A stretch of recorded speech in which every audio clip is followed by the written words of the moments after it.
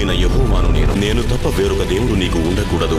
పైన ఆకాశమందే గాని, క్రింద భూమి అందే గాని, భూమి క్రింద నీళ్ల ఎందే గాని ఎండు దేని రూపమునైనను విగ్రహమునైనను నీవు చేసుకొనకూడదు. నీ దేవుడైన యెహోవా నామమును వ్యర్థముగా ఉచ్చరింపకూడదు.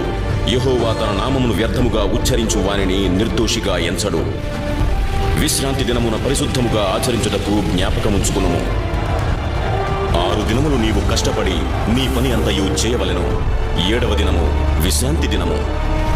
నీ దేవుడైన యెహోవా నీకనుగ్రహించు దేశములో నీవు దీర్ఘాయుష్మంతుడవగునట్లు నీ తండ్రిని తల్లిని సన్మానించుము. నరహత్య చేయకూడదు, వ్యభిచరింపకూడదు, దొంగలించకూడదు, నీ పొరుగువాని మీద అబద్ధ సాక్ష్యం చెప్పకూడదు, నీ పొరుగువాని ఇల్లు ఆశింపకూడదు, నీ పొరుగువాని భార్యనైనను, అతని దాసునైనను, అతని దాసినైనను, అతని ఎద్దునైనను, అతని గాడిదనైనను, నీ పొరుగువాని దగు దేనినైనను ఆశింపకూడదు.